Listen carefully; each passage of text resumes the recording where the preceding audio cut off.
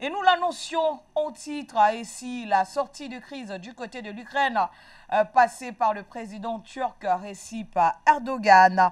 Le président de la République de Turquie, Recep Erdogan, s'entretient actuellement avec son homologue russe, Vladimir Poutine, au téléphone. Le chef de l'État turc a prononcé un discours lors d'une réunion organisée à Ankara. Je vais discuter avec Poutine ce soir et nous échangerons sur les problèmes que provoque la situation en Ukraine, a-t-il fait savoir. Dans ce contexte, il a rappelé que l'Europe connaît déjà des difficultés et des risques à l'approche de l'hiver dans le domaine de l'énergie. Si tout va bien, la Turquie surmontera cet hiver sans problème, a donc insisté Erdogan. Quant au problème d'inflation élevé dans de nombreux pays, y compris la Turquie, le président a assuré que les efforts du gouvernement turc se poursuivent. Nous continuons à réaliser des investissements. Je lutte principalement contre les taux d'intérêt élevés. Nous avons baissé ce taux à 12%, mais ce n'est pas suffisant. J'estime que le taux d'inflation baissera aussi ainsi dès le nouvel an, a-t-il conclu. Direction l'invité, et on va recevoir dans ce journal Gamal Abina, internationaliste, avec qui on va parler de cet entretien, échange entre le président turc et Vladimir Poutine, le président de la Russie. Bonsoir à vous, cher monsieur. Je posais la question que j'ai posée d'entrée concernant ce sujet, et si bien sûr la sortie de crise venait de Recep Erdogan, selon vous, peut-on espérer quelque chose à l'issue de l'échange entre ces deux présidents concernant notamment la situation du côté de l'Ukraine?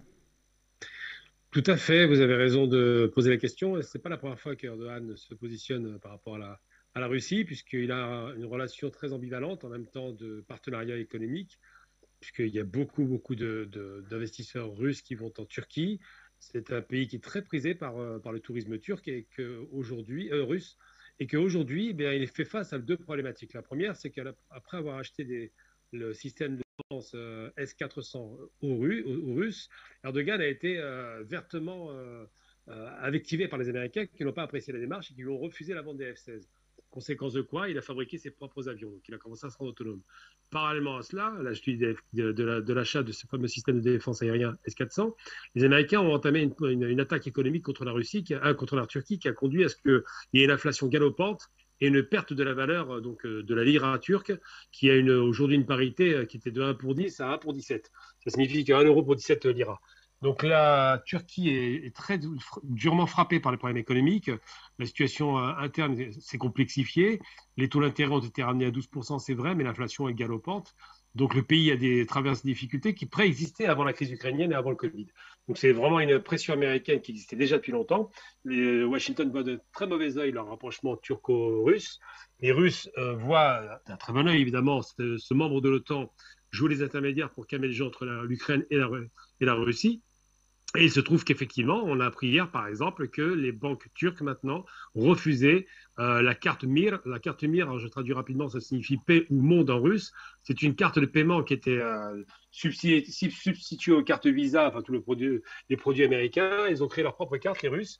Mais maintenant, les Américains ont fait une telle pression qui a été jugée par les Russes comme étant insupportable sur les banques turques, avec des sanctions économiques à la clé, que les Turcs ont fini par refuser cette carte. Donc ça veut dire qu'il y aura des grandes difficultés en termes de paiement pour les Russes qui sont sur place, en termes d'investissement, en termes de transactions financières, parce qu'effectivement, les Américains tentent de faire pression par le truchement de sanctions économiques par derrière en substance, ils essaient de faire pression sur tous les pays qui n'ont pas de rupture avec la Russie.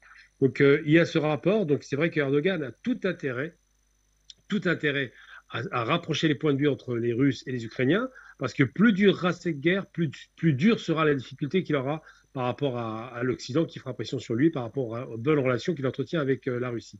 Donc Erdogan joue sur deux plans, c'est difficile, c'est un jeu d'équilibriste. Il joue aussi sa place pour l'élection présidentielle de 2023, et surtout, il se rend bien compte que les pressions américaines, même s'il a tenté de résister pendant des mois, elles commencent à porter ça commence à porter un coup très dur à l'économie turque. Ça fait 4 ans que l'Amérique est avec la Turquie sur le plan économique pour faire pression. La Turquie, je le dis et le répète, travaille pour son intérêt personnel. D'ailleurs, Erdogan le dit très bien. Nous faisons tout pour faire de notre économie une économie indépendante. Mais là, les pressions, effectivement, dues au fait que les Turcs ont refusé de rompre avec la Russie et jouent les médiateurs, deviennent très difficiles. Donc, médiation qu'il propose à nouveau, il le fait depuis le début d'ailleurs, ça fait des mois qu'il a proposé cette médiation, il va l'intensifier parce qu'il a tout intérêt à ce que la crise ukrainienne s'arrête pour que l'économie de son pays ne soit pas impactée indirectement par la relation dégradée avec la Russie, et surtout que les sanctions américaines illégitimes qui vont partout, l'Amérique s'autorise à sanctionner qui elle veut où elle veut dans le monde entier, parce que ça reste une dictature mondiale, les États-Unis, eh bien les États-Unis continuent à faire sanctions contre les Turcs parce qu'ils ne supportent pas le fait que la Turquie, qui est membre de l'OTAN, joue cavalier seul par rapport à la Russie. Donc c'est vrai qu'il y a cette négociation qui se fait, c'est une négociation qui est une bonne chose dans la mesure où les Turcs sont membres de l'OTAN, sont des orientaux, sont aussi des gens qui ont une relation très longue et très conflictuelle ou amicale avec la Russie. Les Turcs sont un ancien empire comme l'était l'empire turc, d'ailleurs, russe, excusez-moi. Donc il y avait l'empire ottoman, l'empire russe, l'empire hongrois, tous les empires qu'on a démantelés après la Première Guerre mondiale et qui sont aujourd'hui à nouveau en relation directe, posent problème à l'empire américain qui veut rester l'empire dominant de la planète. Alors là, aujourd'hui, la Turquie a reculé sur le paiement des cartes, mais ce recul pousse effectivement M. Erdogan à tout faire pour intensifier la relation avec la Russie et obtenir une négociation directe entre les Russes et Volodymyr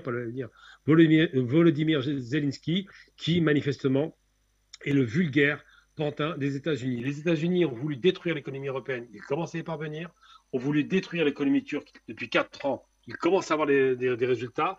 Les États-Unis sont un État prédateur qui ne cherche que son propre intérêt et qui fera n'importe quoi pour que l'Europe retombe peut-être dans une nouvelle guerre. Donc c'est une obsession chez les Américains. Les Turcs voient le danger venir. Ils se souviennent que la Première Guerre mondiale leur a coûté leur empire ottoman. Ils ne veulent pas tomber à nouveau dans un piège grossier tendu par les Américains, qui sont de véritables prédateurs économiques et qui s'autoriseront tout et n'importe quoi afin de garantir leur domination. L'objectif américain, c'est de détruire l'économie turque qui est en croissante, de détruire l'économie allemande qui dépend cruellement du pétrole et du gaz russe, bref, de détruire les économies européennes et de créer des tensions afin qu'ils deviennent, eux, les seuls dominants, une fois de plus, de la Terre. Il se trouve que les Européens semblent s'aveugler de moins en moins, mais les Turcs sont très, très au fait de la réalité historique, ont un très douloureux passé par rapport à ça, et ne veulent pas à nouveau revivre l'état de l'homme malade de l'Europe, c'est comme ça qu'on les appelait dans les années 20 et 30, alors que c'était un immense empire qui tout de même dominait l'Afrique du Nord et une grande partie du Moyen-Orient. Donc Erdogan, comme un chef d'État, essaie de créer des solutions au conflit, essaie de rapprocher les points de vue, ce que manifestement tous les chefs d'État européens, qui sont malheureusement très en retard et qui sont très peu éclairés sur les conséquences, n'essaient pas de faire.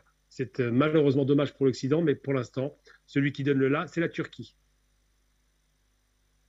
Merci à vous pour ces explications, Gamal Abina. Rendez-vous donc dans les prochains jours. On aura certainement l'essentiel de l'échange entre Recep Erdogan et bien sûr Vladimir Poutine. Pour l'instant, l'échange téléphonique se poursuit après la réunion de ce jeudi du côté d'Ankara, notamment sur la situation en Ukraine qui crée bien sûr l'inflation des prix. Ça affecte déjà l'Europe qui est en difficulté, notamment la Turquie. Merci une fois de plus d'avoir été des nôtres, mesdames, messieurs. C'est la fin de cette édition du Grand Journal sur la télévision panafricaine. Restez en compagnie de nos programmes agréables. Fin de soirée à toutes et à tous.